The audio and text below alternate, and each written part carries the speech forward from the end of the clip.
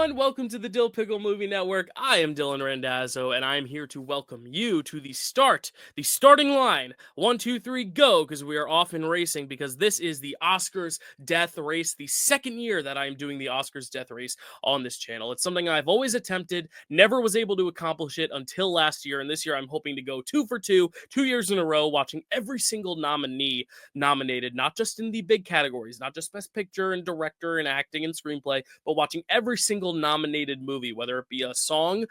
Some movies are just represented by their songs in their credits, for example. Some are short films, there are tech films, documentary films, international films. We're watching it all, and that's part of the fun of this death race. This is something that has always been going on since the beginning of the Oscars themselves. The voters themselves should theoretically be watching every single film, but this is something that fans have really embraced, especially in the streaming era where things are just more readily available. And there's a whole Reddit page devoted to the Oscars death race, so it's really taken off like a race itself, and everyone's really just trying to not just watch everything for completion's sake, but it's also a celebration. I've always said the Oscars are not merely there to just award the best of the best, because the best is so subjective, but kind of just acting as a snapshot of the time, but also just getting us excited about movies. When else would I be checking out The Only Girl in the Orchestra, for example? I probably wouldn't have known it would have existed had it not been for the Oscars. So that's kind of why I love the Oscars. It brings attention to films that maybe weren't on my radar, especially the general public who's not watching these prestige films like The Brutalist and Conclave every single year. They're watching the Oscars and they're like, that sounds interesting. I should go check out Honora, or I should check out The Substance. And when they do, they hate everyone because how dare you let me watch The Substance? It was crazy. It was gory. Unless you're my mom and you're really cool and you love The Substance, because my family's a big Substance family. But we're going to get to The Substance in just a sec, because today we are talking about the above the line categories. What that means, there's above the line, below the line. The below the line is like some of the tech players that we will get to eventually on this death race. But the above the line, these are the big dogs. These are Best Picture, Director, Writing, Screenplay obviously is writing, and then all of the acting nominees. So this is going to be a video solely devoted to that. But I wanted to just bring out this whole big graphic here to show all the films displayed that we will be trying to check off the list in the next few weeks as we approach the deadline. Last year, I really cut it close. I kind of made it with a day to spare.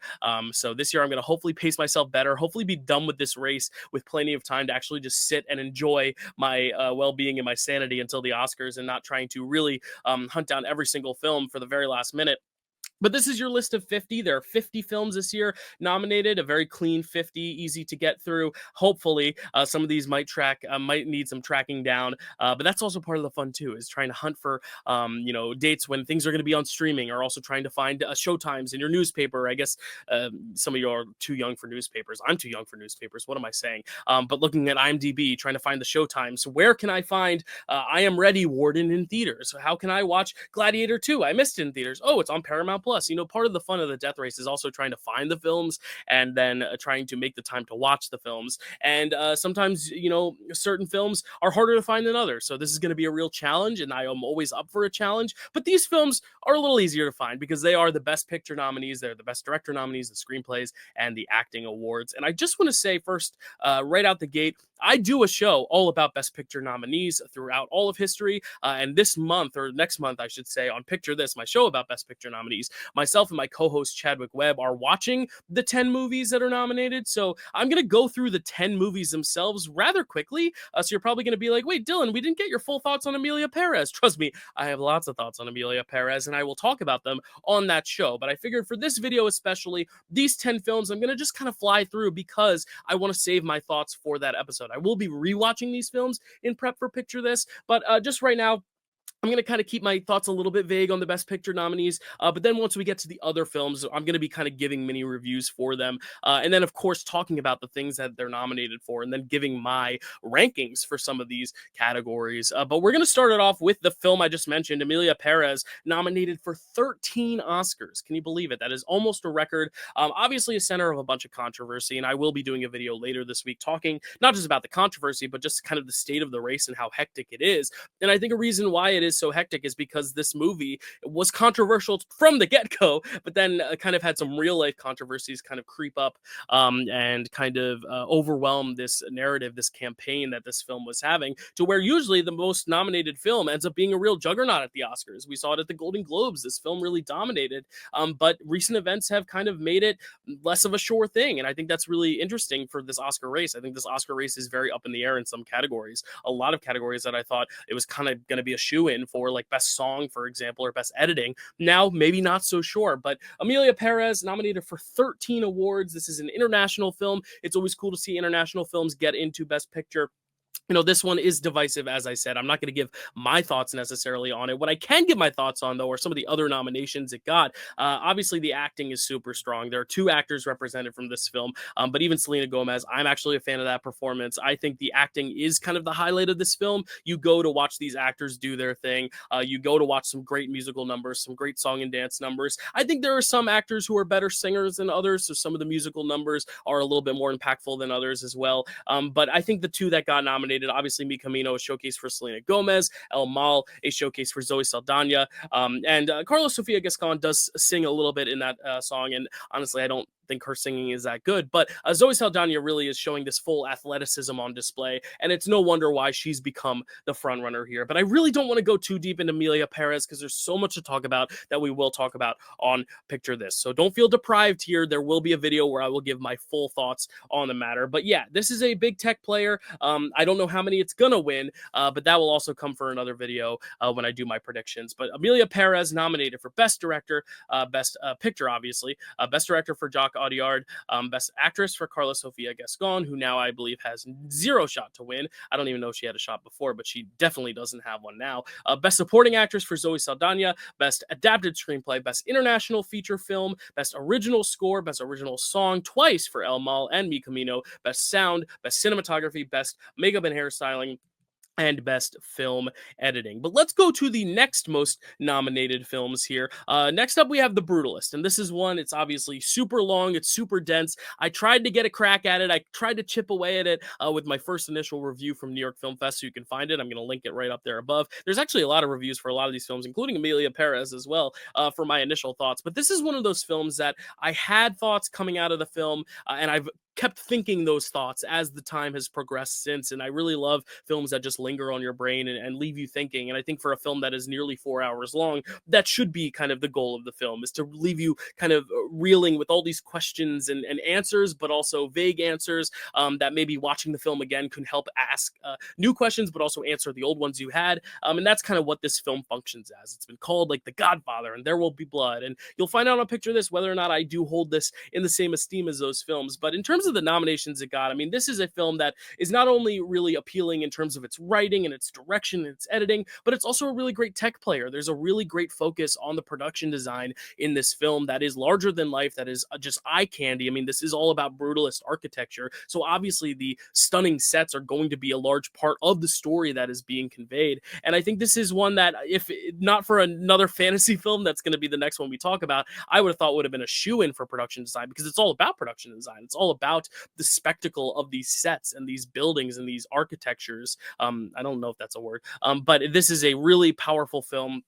I'm very excited to rewatch it for Picture This. Obviously, the acting is something to note. This got 3 acting nominations, and Adrian Brody especially is kind of the guy who is sweeping the season, and rightfully so, because his performance just grounds this thing. I think the reason Felicity Jones and Guy Pearce aren't taking off is because they are just overshadowed by him, and that's not a fault of their performances, more so that Adrian Brody is just soaking up every second of this thing. And I think that's kind of where the There Will Be Blood comparisons come from, because that film has some great performances. Paul Dano is great. The kid is great in that movie, but Daniel Day-Lewis is the one soaking up every single second of it, to where you leave that film and all you can think about is his performance. And I think that's kind of similar here too. I think his performance is just so strong. Obviously, it got an editing nomination, which is cool considering long films. You wouldn't think the Academy would be a fan of the editing, because they'd be like, it's too long. But I like that it's got an editing nomination, because obviously, yes, it's 4 hours long, but it had to be edited down from something, and there had to have been more footage. It probably was, in actuality, 6 or 7 hours that they had to cut down to 3 or 4. And just the way this film moves, shows the pacing is what's very important with editing. It's not just how long a film is, but how it's paced. And you'll find out on Picture This how well I think it's paced, but I'll give you a little hint. It's paced really well. But here you go. The nominations one more time for The Brutalist: Best Picture, Best Director for Brady Corbet, Best Actor for Adrian Brody, Best Supporting Actress for Felicity Jones, Supporting Actor for Guy Pearce, Best Original Screenplay, Best Original Score, love that score, Best Production Design, Best Cinematography, and Best Film Editing. Now, I talked about a certain film that could surprise The Brutalist in production design, and it is this next film, which is going to be Wicked, or as I like to call it, Wicked Part 1, because I'm a kind of a stickler for titles. It's a weird pet peeve of mine. If it's on the screen and it says Wicked Part 1, that's just what I'm going to call it, because that feels like the director's intended title to use. Wicked is kind of the studio's intended title to use, but now that we know that the second part is called For Good, I'm going to be a little bit forgiving of people who call it Wicked versus Wicked Part 1. It's really not a big deal, but also don't make it a big deal if I call it Wicked Part 1. Let's just enjoy our own lives. Same as Ariana Grande Botera. I listed her name as Ariana Grande here because that's what her name is listed as for the campaign, but her name in the credits is Ariana Grande Botera, so I've also been getting a little bit of hate for saying her full name, even though that's how it's credited. Again, don't hate on people for just adding extra words and extra excitement to the conversation, because this is a very exciting film. It's a cultural moment. It's something that has kind of become this breakout hit of the year, and I love when the breakout hit of the year is not necessarily an original work, because Wicked is obviously adapted from something. Barbie was adapted from something last year, but kind of just a new cinematic work that we haven't really seen, obviously, since like 1939 in The Wizard of Oz. And we've seen some sequels like The Wiz and Return to Oz, some like spin-offs and stuff. But like, this is not a franchise that dominates the market in the way like the MCU does. So it's really refreshing to see a big blockbuster that people can really get excited about and rally around, like Barbie, like Wicked, but it's not this ongoing IP fest franchise dominated thing either. So it's just really exciting, especially for kids like me who was a theater kid growing up with Wicked. I've been meaning to do a full review of Wicked, but at this point, Picture This is right around the corner, so I'll kind of let that serve as my review, because I do think, as exciting as it is, as much of a cultural phenomenon as it is, there are also some issues as well, which I'm sure if you log on to Twitter, you've seen the issues as well. But I do think this is a film that its heart's in the right place, and it's easy to see why it has been such a crowd pleaser. And I do think the techs are pretty much warranted. I mean, obviously, sound, recording on set, and actually using the practical singing from the set is something that we saw in like Les Mis that they're reusing here. Obviously, they've kind of fine-tuned those vocals through the booth. Obviously, the studio, it's mixed those vocals well and kind of auto-tuned some of them. But just the fact that the audio they got, the original audio, is from the set is really, really cool. So I like it in sound. Score, it's a little bit of a controversial topic because it's not really an original score. I'm fine with it being here though, because there were original compositions made for the film. My only problem is that Dune did not qualify for this one because people thought there was not enough original score in that. And my whole thing is like, if you're going to make a rule for Dune not to count, then Wicked should not count. Indiana Jones last year should not have counted. The Star Wars sequel shouldn't have counted. But if you're going to let all of those films play, including Wicked, let Dune play in the party too. Let Hans Zimmer be here as well, because I think, there's so much originality to the score that, yes, is based in something that already existed. But that's kind of my 2 cents on that. But obviously, production design, it's obvious those sets are gorgeous. The makeup, the hairstyling, the costumes. I mean, all of this kind of speaks for itself. But the glaring omission here is cinematography. And I think that's also for good reason, too, which we'll get into, I'm sure, when we get to Picture This. But yeah, those performances are really kind of the highlight for me. And I'm glad they're being recognized as well. I left that movie not sure who I loved more, Cynthia Erivo or Ariana Grande Botera. I love them both so much. I'm so happy to see both of them nominated here. Both of them are nominated for Best Comedy or Musical Actress at my Pickle Awards, which I'm very excited for. And actually, Ariana Grande Botera is nominated for Best Actress for me at those awards as well. I don't really consider her supporting. I consider her and Cynthia Erivo kind of co-leading this thing. They've been co-leading all the marketing and all the press junkets. They've kind of been hand in hand. This whole movie is about how it is this perfect 50-50 yin-yang symbiotic thing.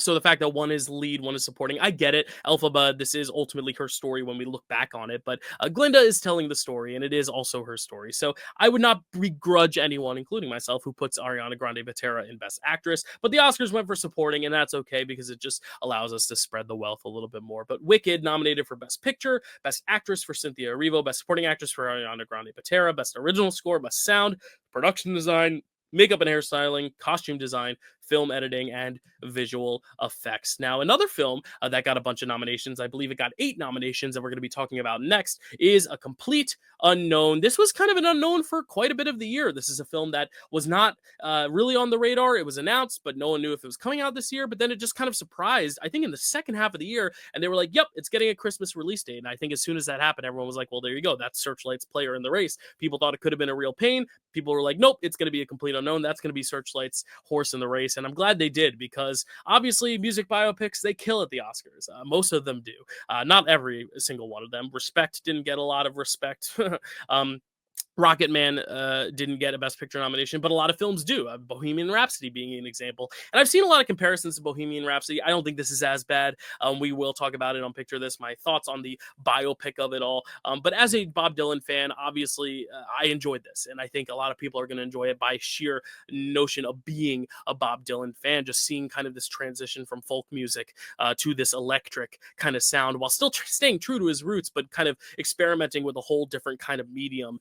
That is the electric music playing. But I really love, first and foremost in this film, and this kind of branches off a little bit into the SAG territory, but this is a great cast ensemble. I mean, not only are they just casting great talents, but they're casting great talents that have to play music and have to emulate already existing figures. I mean, you have Monica Barbaro playing Joan Baez. You know, you have a lot of these actors playing real life figures. Boyd Holbrook plays Johnny Cash, and I think that was a missed opportunity to bring Joaquin Phoenix into the mix, because he was in James Mangold's other musical biopic, Walk the Line, as Johnny Cash. But I digress. I just think it's really cool to see all these actors perfectly fit their roles and really test their limits. I mean, Edward Norton here is playing the banjo.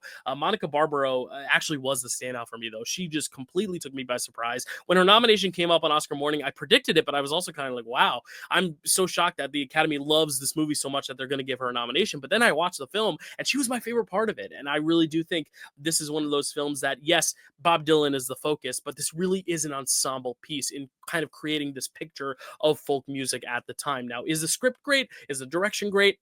You'll have to find out on Picture This what I think of that, about that. But the cast is especially the highlight here, and it's for good reason that it gets 3 nominations here for cast. But the nominations it got: Best Picture, Best Director for James Mangold, Best Actor for Timothée Chalamet, Best Supporting Actress for Monica Barbaro, Best Supporting Actor for Edward Norton, Best Adapted Screenplay, Best Sound, and Best Costume Design. Moving on to another film that got 8 nominations. It actually just won the BAFTA for Best Film, and that is Conclave. Conclave is obviously the story of electing a new pope. Ralph Fiennes is kind of the facilitator here. It's a very quiet film. It's one of those films that's very intense and very, high stakes, and everything moves, but it's still very quiet. It's like a mouse. It's moving fast, but it's scurrying to a point where you can't really hear it. And I think that's kind of the effect of Conclave, and that's why it won Best Film Editing probably at BAFTA, because it just kind of floats by and flows by in a really nice manner, though it does feel very quiet. It feels very minute at times, feels very bleak, very bland at times, but not in a negative way.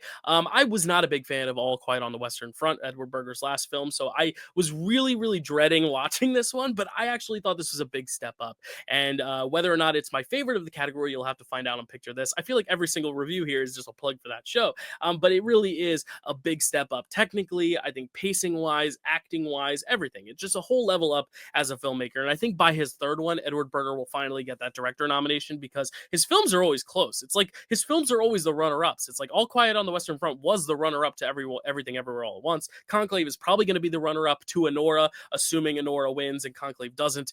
But who's to say? This could still win, and I think it's because it is Oscar baity in the sense that it's a really easy subject matter to appeal to a lot of different people, but it has just enough progressiveness in its themes to kind of set itself above and make it feel like this is a kind of unique new type of telling of this story that the Academy could really cling on to. The only thing is that there is another film standing in its way, which I'm going to talk about next, that I think is just going to get the job done.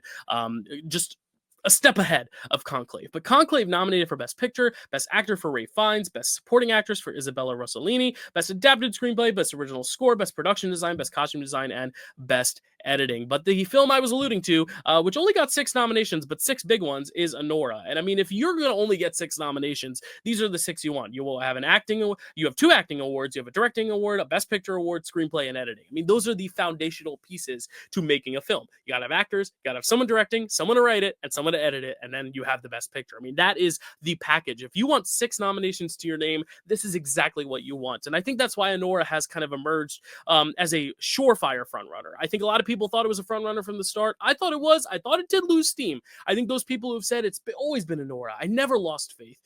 I mean, yeah, when it went 0 at Globes, I think a lot of people lost a little bit of faith. But I do think it's kind of resurged back as the front runner, having won PGA and DGA and WGA, getting a lot of big wins at BAFTA. Didn't win Best Picture at BAFTA, but it won a surprise actress nomination win. It won for Best Casting. So I think this is one that is going to be looked at, even if it doesn't win, as a very fond nominee here. I mean, these Palme d'Or winners the past few years have always kind of gotten into the race, but they've always been like these really fun, unique nominations. But Nora is actually a shot at winning, and we haven't seen since Parasite a Palme d'Or winner actually have a real significant shot to win. And I think it's because it's crowd pleasing in a similar way that Parasite was, but it's also very complex and very complicated in a way that Parasite also was. And similarly to Parasite, it also juggles a lot of interesting tones because this starts off as something more romantic, more fun, more open and exuberant. And then the second act kind of just takes things and twists it on its head and really makes it something more of a slapstick comedy, a screwball comedy. And then it kind of gets into something even darker when everything starts to kind of subside and kind of hits this main character. And she's kind of reflecting on her experience, and she realizes that the American dream is maybe not all she thought it was. When she kind of got caught up in this kind of honeymoon phase, this romance. And I know there are some people out there who say it is a little bit tonally jarring, a little bit tonally at odds with itself. But I think that's kind of the function of this character, who is kind of at odds with herself as well, and kind of trying to accept these false ideologies when in reality, reality quite literally comes smacking back and kind of waking her up and showing her the truth, which is sad. It's melancholic, but I'm sure I will go way more in depth on why I love Nora in the picture this. But yeah, this is going to be a very well-respected film, regardless of whether it wins or not. I mean, Parasite is the only film ever to win the Palme d'Or, place top 3 at TIFF, and then it went on to win Best Picture. The only other film to place top 3 at TIFF after winning the Palme d'Or is Nora. So I think it's going to follow in those footsteps. Even if it doesn't, I think it'll be looked back on rather fondly. But next we have a big tech player, or is it? 5 nominations, Dune Part 2. This was one that I think a lot of people thought was going to be this huge, like, technical juggernaut at the beginning of the year. But I think it just shows that sometimes when you have a really strong year, especially a strong year with films that are also technical movies, like Wicked has a lot of text going on. The Substance has some big text. The Brutalist. I think that's where Dune got overshadowed. It's not the type of movie that, has a lot of above the line nominations like screenplay or acting to kind of keep it afloat. It was really merely a tech player, but it even missed in some big categories like editing, for example. That was a big hit for it. Even adapted screenplay, which people thought it could get.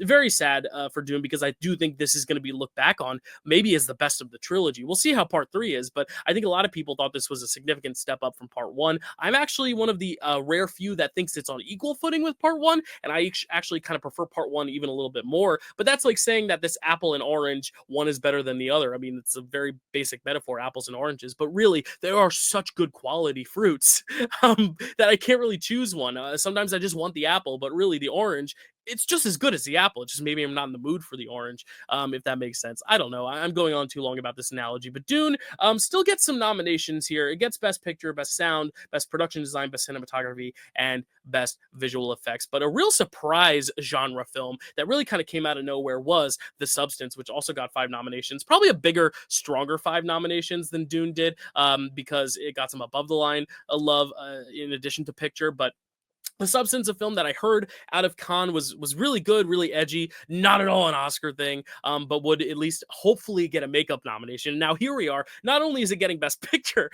but it's also getting like director, screenplay. It's actually a contender to win perhaps screenplay and actress. So I just think the fact that The Substance was this little kind of indie French movie from Cannes and is now a Best Picture nominee with 5 nominations, that is just so cool. It's such a cool story. Regardless of whether or not you love The Substance, this is really cool for the history of film and for the history of horror films and that genre. I think this is huge. And obviously, it is an acquired taste. That third act goes bananas. But I also think it's one of those films that leaves an impression nonetheless. Even if you hate it, you won't forget it. And I think that's kind of the beauty of The Substance. And I can't wait to really sink in even further when we're talking about The Substance on Picture This. But I just think the fact that it is getting more than just makeup shows that the Academy's moving in the right direction. They're willing to embrace something a little weirder. They did it with Everything Everywhere a few years ago. I hope they keep up that trajectory of not just nominating great, weird, crazy shit, but also awarding the wins to it. And I think it's going to win makeup, but I hope it gets at least one other, whether it be original screenplay, actress. If I had to pick, it would be Best Director.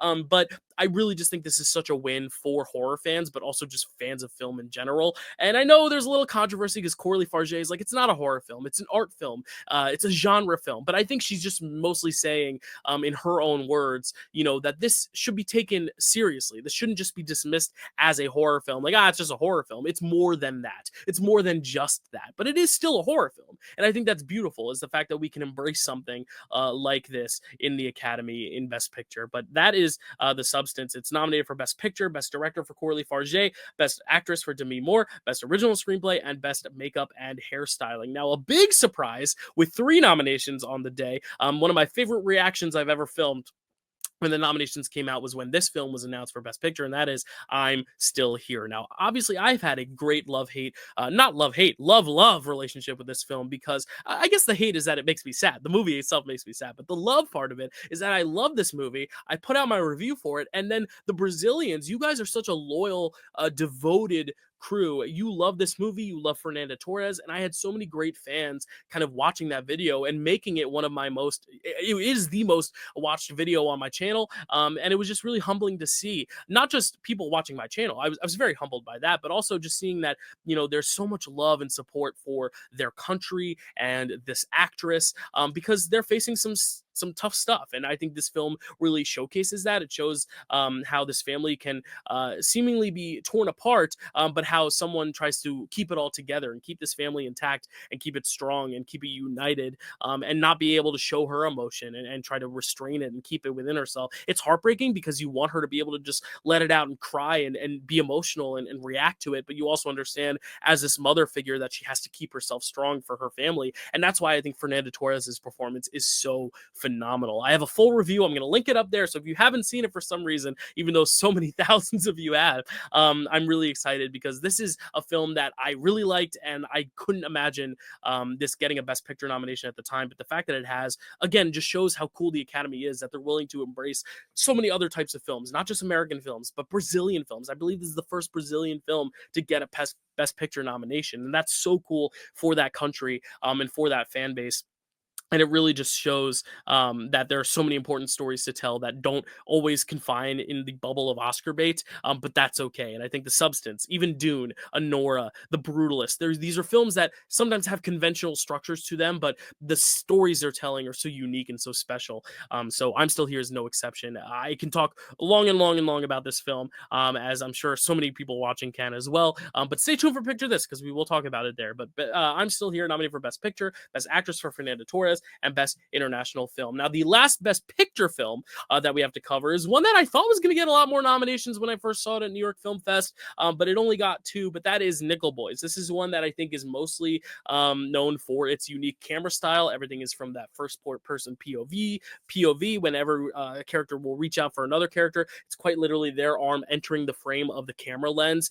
It's just a really cool exercise in filmmaking, because it's not only just a gimmick, let's say. It's not just merely there to exist as this unique new technical style, but it actually has something to say about the actual characters and their relationships and where these characters ended up, and the actual, plot reveals, the big twist. There is a twist in this film, and I think a lot of it is kind of communicated through its unique camera work. It's not just camera work for the sake of camera work, it's camera work in service of the material. And I think that's why also this is such a great screenplay, because I've heard the book is great, but the way it's adapted to the screen, yes, visually is very important, but the way it's kind of translated on the page is very important as well. So I'm glad it got screenplay, but I mean, man, I don't see a world where this film is not one of the 5 best cinematography achievements of the year. And the fact that it didn't get cinematography, and some of the films that got cinematography, I'm shocked. It was a stacked year for cinematography, but the fact that Nickel Boys isn't there is going to go back as like one of the biggest snubs when we look back at it, as like, how the hell, like, why would the Academy do that? But hey, I'm not a part of the Academy. If I ever am someday, I'm going to make sure films like this get their proper due. But I'm glad it got into Best Picture. It's a film that is very unconventional as a Best Picture nominee, but it kind of fits that Tree of Life vein as something that is just so technically revolutionary that I think 10, 20, 30 years from now, we're going to be looking at Nickel Boys as one of those just defining cinematic masterpieces, even though it's not everyone's cup of tea entertainment-wise. But not every film has to be there for solely entertainment. Yes, entertainment can come through the craft, but we're not just awarding the entertainment value of these films. We're awarding the things that make them unique, that make them special, that progress the cinematic art form forward. And I think that's what Nickel Boys does really well. So there it is. Nickel Boys nominated for picture and adapted screenplay. So those are the 10 best picture nominated films. Let's check them off the list. Boom. There we go. 10 films off the list. We still have a few above the line categories left to go. We're going to move on to some of the acting awards next, starting with a film that was nominated for Best Actor and Best Supporting Actor, and that is The Apprentice. Now, The Apprentice is a film that I was dreading watching because it's one of those things where if you're not a fan of Trump, you don't want to be reminded of him. You don't want to think about him all the time. You already see enough of him on TV. You don't really want to have to watch a whole 2-hour movie about him. But at the same time, as a fan of people who are critical of Trump and media as something to make a societal and political commentary, I think I was excited to check this out because I wanted to see what it had to say about this person who I believe to be a monster. But trying to see maybe some humanity in him, some empathy, but also understanding how he came to be the way he was. And that's why I was fascinated by it. But it was always one of those things that I put off because I just couldn't sit through 2 hours of it.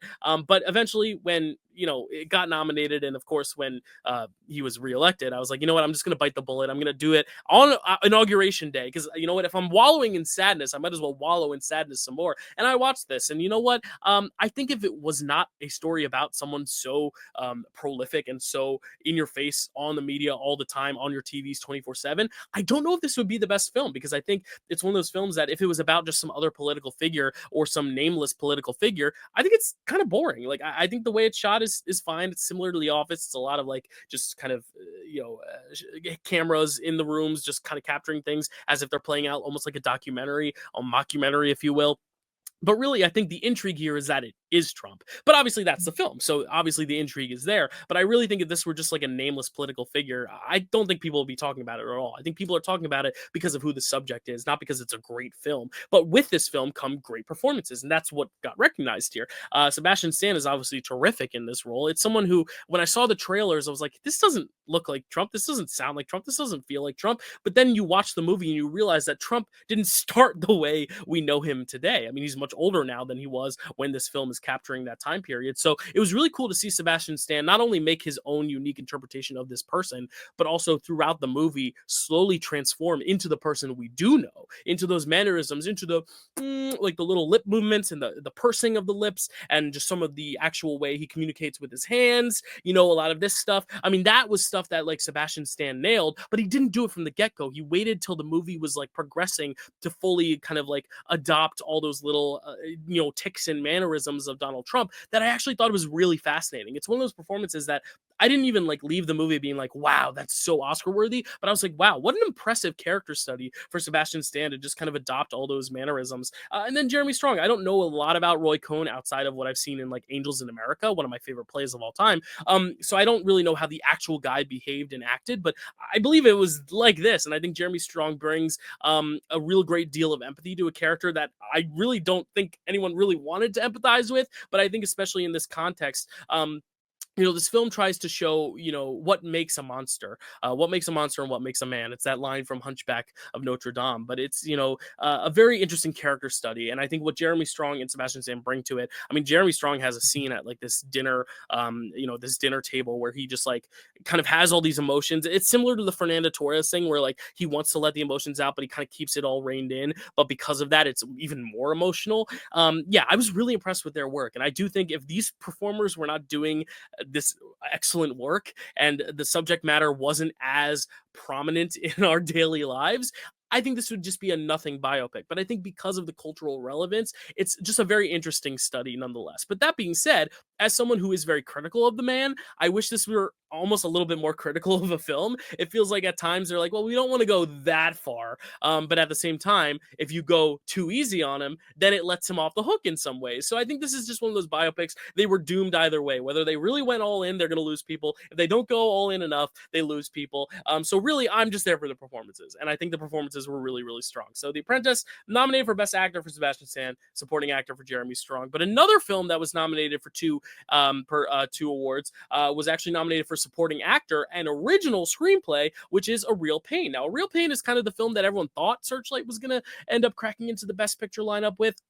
They ended up cracking into the best picture lineup with a complete unknown, and I can understand why. That's your more Oscar baity film. I mean, A Real Pain is just two guys kind of roaming these beautiful settings in Poland and just kind of exploring their heritage while also kind of figuring out their own relationship and the way they behave, not just with one another, but with a group of people as well, a group of strangers. And it becomes, again, a real character study. And I think a movie like that just doesn't really crack Best Picture a lot. It's almost a little too small, but I think it clearly made a big impact because it just won the BAFTA for Best Original Screenplay. The writing is excellent. Obviously, Kieran Culkin has been sweeping the season, so obviously it's made its impact. And I like movies like that aren't necessarily the best films of the year. You don't need to nominate them for Best Picture, but we can still award them where they're due. And I think he is absolutely incredible in this role. I actually think the biggest controversy is that I don't consider him a supporting figure. Obviously, Jesse Eisenberg has that big monologue where Kieran Culkin's in the bathroom, so maybe in terms of screenplay or screen time, Jesse Eisenberg has a little bit more screen time, but in actuality, like, this is a co-led thing. I don't think Jesse Eisenberg is supporting Kieran Culkin's story.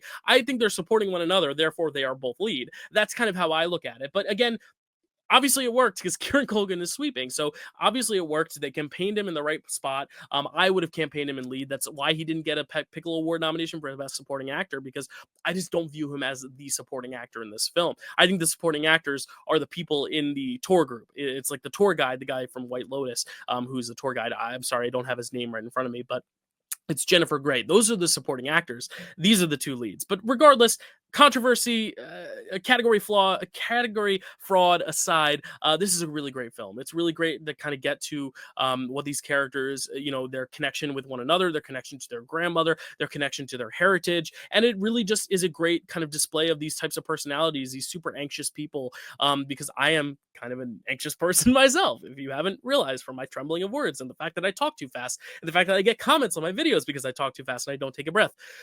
Whew. This film is all about taking that breath. It's all about learning how to just kind of take a second, breathe, and move forward. And hopefully that exhale makes you already in a better headspace than you were when you inhaled. And I think that's what this film is. It's quiet, it's simple, it's beautiful to look at. I mean, it's got a lot of artfulness to it. I think Jesse Eisenberg, from his last film that just premiered at Sundance a few years ago when he finished Saving the World, I didn't love that film, but I think this film is just such a leg up in terms of its technical filmmaking. I think the colors really pop. I think it's just a really great back and forth. I think the screenplay for me is the highlight, though. I think Jesse Eisenberg's writing is so great. If you haven't read the play or seen the play, The Spoils, I think his writing is great there too. I just think he knows how to talk in a way that's intellectual and above just the average way people talk, while still making it feel realistic. It doesn't feel like it's not the way people talk, but it's still heightened enough to where it feels cinematic in that way, if that makes sense. Like, he's not just writing just everyday dialogue the way people talk, but he's adding a little bit of his scholarly kind of uppity, kind of more philosophical kind of psyche into the work, which makes it really fascinating. I really love the way Jesse Eisenberg writes. I probably didn't make sense in anything I just said, but yeah, their back and forth is great. Kieran Culkin obviously going to win this Oscar. I think it's going to be well deserved. But here we go. Real Pain, Best Supporting Actor, Kieran Culkin. Best Original Screenplay. There's one more film that was nominated for acting. This was actually a lead acting nomination, and it actually got two more awards in addition to its acting. It got Best Adapted Screenplay and a song nomination. This is one of our first songs that we're going to be talking about next to Emilia Perez, but it is Sing Sing. Sing Sing, a film that last year when it premiered at TIFF and got all this praise, I don't think it won much. I think Coleman Domingo won something, won like a Lifetime Achievement Award or something like that, like their big TIFF acting prize. I think Amy Adams won it this year, but this was a film that, like, when it came out of TIFF, everyone's like, okay, yep, there's A24's best picture player next year. Like, this is going to be the film they go all in on. And I was buying it. Even when I saw it over the summer and it was a small release, I was like, no, I'm on board with this. I like this release strategy. It allows people to gradually kind of experience the film. If you dump it all at once, it's going to get forgotten about. Like, let it trickle out. But the thing is, they trickled it out so slow. And then so many bigger films were coming out. Like, the new Alien movie was coming out. And then we were in November and Wicked was coming out. And it was like, where'd this film go? And then they didn't release it on streaming. They're like, we're going to have one last try at it. And let's put it in January. And then January, that's when The Brutalist, A24 needed to release The Brutalist. So this didn't get its legs. And it's really sad because Sing Sing is a film that I feel like if it were nominated would have a legitimate shot at winning. Like I don't just say that because I love the film, but I say that as someone who watched Coda do it a few years ago. Coda got into Best Picture. That was the big feat because it was a streaming film. It was on Apple. It was at Sundance. It was a little bit of a smaller film. Everyone had it at like number 6 or 7 or 8 for Best Picture. It got into Best Picture. Everyone was like, great, cool. And then once it got nominated, it started winning and winning and winning and having this snowball effect. And I think Sing Sing is a much better film than Coda. And I think it plays to a similar crowd as Coda in terms of this really like tear-jerking emotional story about these people that aren't always focused on in cinema. These inmates who kind of come together to put on this play for one another, and put on a play for others, and they learn how to just be better people through it, but it also helps them with their own tragedies and their own hardships and their own mental states as they are approaching some pretty big news, whether or not they will get out or not. Coleman Domingo's character is trying to get out of prison for a crime he didn't commit, and he's on edge. He's anxious about that, and I just think this is a film that, like Coda, kind of just takes those really big sweeping emotional hits, but it also, I think, is just a little bit more nuanced in just playing with the Shakespeare of it all, just the different character dynamics, the fact that they're all like real life people who went through this process and actually went through the theater program. They're playing versions of themselves. It kind of reminds me of Nomadland in that sense. Another film that just steamrolled the season. Like, I really do think if this had been nominated, it would have kind of captured the hearts of people like Sing Sing did, or like Coda did, sorry, like Sing Sing should have, because this is one of those films that I think is universal. I don't see anyone watching this and being like, not my cup of tea. Like, I really think anyone who's saying that, it might just be racially motivated, because I really just don't know how you watch this and you're not just like, at least somewhat touched by it. Like, it is one of those movies that I just find impossible not to like. And that's the thing with this season, is that every single Best Picture frontrunner has had something against it. Honora, it's about a taboo subject as sex work. Maybe that doesn't appeal to older voters. Conclave, there's some controversial stuff at the end of that for some voters, from some conservative voters, some Christian voters. You look at The Brutalist. Some people think it's too long. There's also the conversations of AI. Emilia Perez. I don't have 6 hours to talk about the controversies in that film, but every film feels like it has some sort of controversy. Wicked, the way it's shot, the way it's lit. Every single film has something against it, to where Sing Sing, I think if it got in, it wouldn't have anything. It wouldn't have any controversy. The only controversy is that A24 botched the release of it. I don't have more time to talk about it, but I really just love this film. If you haven't seen this film, when it is finally available next month for free on Max, I mean, obviously you have to pay for Max, but when it comes to streaming that you have on Max, even if you don't have Max, even if you can give it its money, it is worth your money. It is so good. Coleman Domingo, his performance is just insane. In a year where Adrian Brody doesn't give like one of the best performances of all time, he is the runaway winner. But the thing is that this year is stacked with great performance after great performance after great performance, to where Coleman Domingo is somehow not my favorite in that category. How is that possible? Just because it is such a stacked category, but his performance is excellent. He's someone that I think is going to be an actor that is going to get his due very soon. He got nominated for Rustin, which was on no one's radar in any other categories, but he was just so good they had to give him that nomination. Here, he was on a movie that was a little bit more on people's radars. Next year, I mean, he's going to be playing Michael Jackson's dad in a biopic about Michael Jackson. That feels like a shoe-in Best Supporting Actor nomination, and if he's really, really great, which he always is, that could be a winner, especially because that is going to be a high-profile film. It's a Michael Jackson biopic. How could it go poorly in the box office? It's probably going to make $1 billion. So if that can be the one that gets Coleman his Oscar, I really hope it does, because he is just someone who I think needs an Oscar at this point. Yes, he's only been kind of on the mainstream for a little bit of time, but whoo boy, he is one of the best actors to ever do it, and I'm so excited to see him in this movie. I'm excited to rewatch it when I can. Adapted screenplay, obviously, very deserving. Best original song, Like a Bird. It's also my favorite song that was shortlisted, so I'm very happy it got the nomination, and it's not going to win, but it's my favorite of those. So that is Sing Sing. Best Actor, Coleman Domingo. Best Adapted Screenplay, Best Original Song, Like a Bird. So after that, we have our 10 Best Picture nominees. Let's put all our acting nominees, check them off the list, those 3 films. There is still one last film we have to check off the list, because we are doing Above the Lines, and every single year there's a lone screenplay winner or lone screenplay nomination, and last year it was May, December. This year it's September 5. Now, September 5, another one that kind of just came out of nowhere. It's the opposite of Sing Sing, where Sing Sing had buzz and then just died. This film just was nowhere and then popped out of nowhere and became this big contender. Some people were even predicting it for Best Picture, for PGA. It got PGA for PGA nomination. So this film chronicles this news team in the midst of the 1970, I want to say 77, 76, somewhere around there, the Olympics in Munich, where obviously there was a terrorist attack. And it all is told from the news perspective, from these people who are trying to document this and trying to figure out the best way to get the news to Americans back home, because they are there. They're stationed in Germany. And this is an interesting case because I watched two movies last month for Picture This when we covered 2005 that are kind of both parents of this film. You have Good Night and Good Luck, which is all about this news team in real time trying to tell this really interesting story, and it kind of goes into the behind the scenes about the news world. And then I also watched Munich, which is all about the actual September 5 events, the Munich Olympics and the terrorist attack and all that stuff. So this honestly felt like a baby of the two films. The problem is, I don't think it's quite as well designed and well shot and well executed as Good Night and Good Luck. And I don't think it's as emotionally engaging as Munich, because I think Munich, I mean, it really delves into this Palestinian-Israeli conflict with a real amount of nuance. There is right and wrong. There is all this really great moral dilemma. It's a very conflicting and passionate film. It's made by Steven Spielberg, who himself is a Jewish filmmaker trying to reckon with these events and trying to reckon with the humanity on either side and the innocent people on either side who are being hurt and killed. And, it's a really interesting nuanced film that I feel like September 5, they had the easy out of like, oh, well, they're just trying to capture the events as they happened from this very, small perspective of these news anchors. We're not picking a side. We're just going to kind of tell it as it is.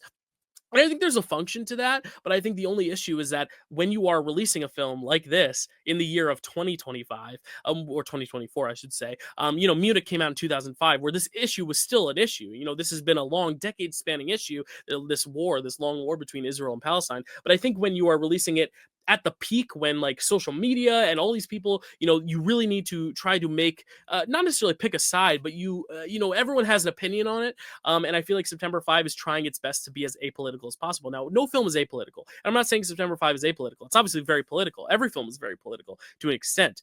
This is a very political slate of films. The Apprentice, Wicked, all these films are very political. But September 5, in trying to tell it the way it was, tries its best to kind of stay devoid of the real, true emotional investment of the acts and what is going on, to where, it's much more invested in the actual work, the process of, working behind the scenes and trying to get the story out there more so than what the actual story itself is. And again, that just may appeal to other viewers more than it appeals to me. For me, having just seen Munich, I just feel like that was just a much more emotionally engaging work on a very tricky, sensitive subject. And I think this film just kind of takes the easy road out in that sense. I actually think the editing is where this film shines the best, because it is at least well engaging enough. I think the performances are fine.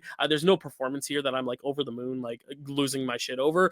So I'm glad it didn't get any acting nominations. But for screenplay, I feel like the screenplay is a little bit more basic. Like, I really don't know what makes this screenplay set itself apart from a lot of the rest, especially that category. I mean, it's a stack category we'll get to a sec, where like Honora, The Brutalist, what else got nominated for original screenplay? The Substance, obviously.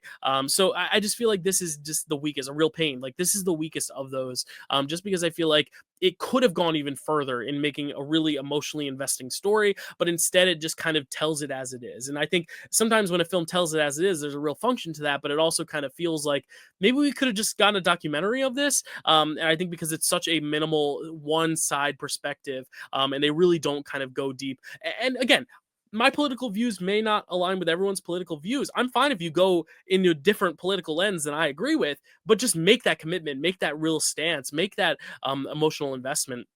And that's why I think something like Munich succeeds, and I think stylistically something like Good Night and Good Luck succeeds. It's just really fun that like I'm watching this film, and I just watched two films that are like directly covering very similar things in 2005. So it shows that some stories are worth telling multiple times, even though I think September 5 is a little bit of a downgrade from those two. But if you liked it, let me know in the comments below why, because I think this is one that a lot of people have been raving over. I just never really saw the magic of it, so maybe I'm missing something important there. But best original screenplay is the nomination it has there. So let's knock it off the list. 1, 2, 3, boom. September 5 is highlighted in green. So there we go. 14 films that we can now check off the death list. we have made a pretty significant dent. The last thing I like to do in these videos right before I close out this video is I like to rank the categories above the line, just to give my personal opinion as to what I think should win these categories. Because let's be honest, I make a lot of prediction videos, but those are not necessarily the ones I want to win. So best picture, I'm not going to rank those because I'm going to rank those on Picture This, and I don't want you to know right now what those movies are going to be. So you'll have to wait a little longer to find out what my ranking is for that. But I will give you director here. I actually will put Coralie Farge at the top. I just think her vision is the most unique. The way she uses the camera, the way she uses the space, the way she directs her actors. It is bold, memorable filmmaking. But right behind are the two frontrunners, Brady Corbet and Sean Baker. They're kind of interchangeable for me. I think Brady Corbet just has a little bit more to do, has a bigger project to pull off, and he lands that plane successfully, where Sean Baker still has a lot of great direction in that film. I think directing of actors in particular is Sean Baker's strong suit in that film. Then I think I would put James Mangold. He's kind of one of those sturdy, reliable directors, but I don't ever really find a great sense of style in his films. The most stylish I've seen is like Ford v Ferrari, and then I guess a Logan and the Wolverine. So he has gotten some really impressive stylistic films under his belt, but this is not one that's like screaming with any sort of personality or style. It feels kind of matter of fact in the way it's presenting all the action, but it is still above Jacques Audiard from Emilia Perez. I just think a lot of his direction is a little misguided. I think the actual direction of the musical numbers isn't that successful. So especially with a movie like Better Man out there, that is just such a better musical than the two that were nominated for Best Picture. I would put Jacques Audiard at 5. But moving on, Best Supporting Actress. This is where I would put Ariana Grande Botera at number 1. I actually think she is the strongest performance of these 5, though I also probably would have put her in lead. Monica Barbaro is my number 2. She was just such a complete surprise in a complete unknown. Felicity Jones would be my number 3. She's great. She only shows up in the second half, but the second half, she really makes her own. And number 4 is Zoe Saldana, not because I think it's a weak performance, but also just because the other 3 are so much stronger. But there is a reason she is sweeping the season. She is just so electric, and I've been such a fan of hers from her work in Guardians of the Galaxy and Star Trek, and especially Avatar. So it's really cool to get her, see her time to shine. And then is Isabella Rossellini. I think the performance is good. It's just comparing this performance with those 4 performances, 2 of which Zoe Saldana and Ariana Grande Botera, I would argue, are leads of their movies. I think it's hard to have Isabella Rossellini, who's like a true supporting performance, who's only in a few minutes, compete with the others. It's just a really hard way to rank it, because there's someone who is literally in more than 50% of their movie, and then you have someone like Isabella Rossellini who's in barely any of it. But she does make her impact felt. Best Supporting Actor, I do have Yor Borzov at number 1. He's just someone who just sneaks up on you. The very last act, you're like, wow, this guy has been the heart and soul of this film all along. I did not see it coming. But Kieran Culkin's a strong number 2. The only thing that like keeps him from number 1 is the fact that just like I just can't get behind the fact that he is a supporting actor in this film. But that shouldn't take away from the performance. I think the performance is very good. And even if he was in the movie less and he was a true supporting performance, I still probably would put Yora's slightly above his. But I think those 2 are kind of the top 2 definitively. And then at number 3, Guy Pearce. I think what he's doing in The Brutalist is some of his strongest work. It's a really great antagonist performance in that film that is just happens to be overshadowed by the other ones in the film. Edward Norton, a complete unknown. I really like him in this movie. I think this is one of his warmer, softer, more approachable characters. You know, doesn't have that hard edge that you would expect from something like Edward Norton, which is actually quite refreshing. I think his banjo playing is also very, very impressive. I actually really, really liked his musical sensibilities in the film as well. And then Jeremy Strong in The Apprentice. I think this is just a very strong category, no pun intended, or pun absolutely intended, that Jeremy just ends up being number 5, but it has nothing to do with his performance being bad. It's also that movie I was just marveling at Sebastian Stan's work, that like Jeremy Strong for me did always come second to Sebastian Stan, so maybe I just need to watch it again and really focus on Jeremy Strong's performance. But let's move on to Best Actress. This one is impossible for me because these top 4, all of them could be number 1. All of them are number 1, but really at number 1, I would put Mikey Madison. I think she's just got the most athletic performance here. She is the person who is quite literally doing a huge transformation. I mean, a lot of these films are transformative, but I mean, just seeing how Mikey Madison is in interviews and then seeing her just kind of light up and be this like firecracker of a personality in an aura is really impressive. To see someone so introverted be so extroverted on camera, and just her accent is perfect. Her comedic timing is great, but she also brings those emotional moments that really make you cry. Fernanda Torres, though, speaking of making you cry, she had me near tears. I am assuming when I rewatch it, I'll be in full tears. Demi Moore, another transformative performance, just seeing her do something she's never done before. Honestly, the times where she's not on screen, I wish she was. But Margaret Qualley is so great. But I think, Mikey Madison and Fernanda Torres are in every single frame of their film to where I was like, oh man, how do I compare those three? I guess that's how I will. Cynthia Erivo, also great. I mean, that film, I slightly prefer Ariana's performance, but they are both terrific. Again, any other year, Cynthia Erivo is probably number one. It's just such a stacked category. And then at number 5, Carla Sofia Gascon. And I will say, controversy aside, I think her performance is actually very good. The only thing is that it is weaker than the other 4. And I will say, knowing her as a person, being a little bit more controversial than most nominees we've ever seen in this category, it is upsetting to see, especially for such a trailblazing nomination, to have the first openly transgender actress nominated. I really hope they nominate another transgender performer soon, just to kind of create that, kind of defeat that bad stigma, because she is a very good performance. This is a very good performance in this film. It just is unfortunate that someone who is so historic and groundbreaking in her nomination can also be such a detractor from the film at the same time. So it's very unfortunate, but I do think her performance is good. Moving on to Best Actor, though, Adrian Brody, I kind of hinted at it. It gives a performance of his lifetime here. Coleman Domingo also probably gives a performance of his lifetime. The only thing is, I think Coleman has another great one in him, probably many great ones in him. It is apples and oranges. It is really, really tough. There's that analogy again. But Ralph Fiennes is going to be my number 3. It's a very quiet performance, but a very good one at that. Sebastian Stan is going to be my number 4, though. Watching him transform into Donald Trump over the course of the movie, the Donald Trump we know today, was quite literally harrowing to watch. So I'm a big fan of that performance. And then a complete unknown, Timothée Chalamet. I think he's good. That's kind of where I'll leave it. More thoughts on Picture This, but not necessarily a fan of that performance. But moving on to Best Original Screenplay, I would actually put The Substance in number 1. Again, I think it's the most original story. It kind of is the most original theming. I love how it kind of takes these really interesting themes about women in Hollywood and, body image and the way men treat women in the industry, and kind of puts its own genre spin on it. Also, if you read these screenplays, which I have, just the way Corley Farge writes some of the stage direction in this thing with boldface and capital letters and all that, it is really exhilarating to read on the page. But at number 2 is Anora. I'm from around Brooklyn. I was not born in Brooklyn, but I was born in New Jersey. But I lived in New York for many years, so I've heard how these people talk and speak, and Sean Baker just nails it. I mean, he really nails how these types of people around these different walks of life speak in his films. He understood it with Tangerine and The Florida Project and Red Rocket. And once again here, he's just so authentic to the types of people who live in that respective area. And I also just think the plotting is a lot of fun. I like the tonal shifts. They don't bother me. I like the comedy in it. It doesn't bother me. So it would be a pretty close number 2. At number 3, Real Pain, though, kind of for a similar reason. I mean, I just love Jesse Eisenberg, the way he writes so naturally, but also still has something a little heightened in his intellect that kind of makes it unique to read on the page, and makes it kind of set apart from other films that are just very slice of life, just kind of 2 characters walking and talking. He brings a lot of nuance to that. Number 4, The Brutalist. I think the strength of The Brutalist comes in other areas, not just its screenplay, but the screenplay is still strong. Very strong category. Number 5, September 5 should be no surprise based on what I said earlier. But adapted screenplay, Sing Sing is by far my favorite in this category. It's the one that I am most emotionally engaged with. It's perfect.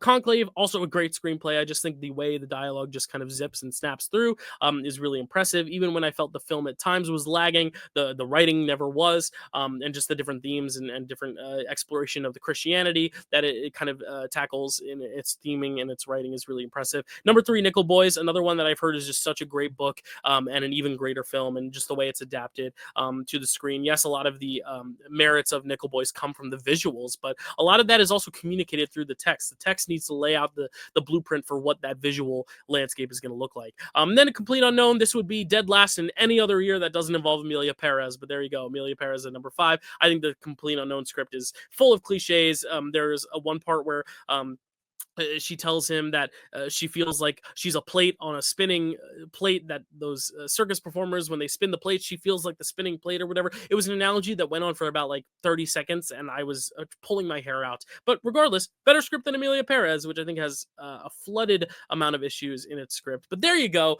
Those are my rankings for those above the line categories. Next episode, I'm going to be tackling the tech categories.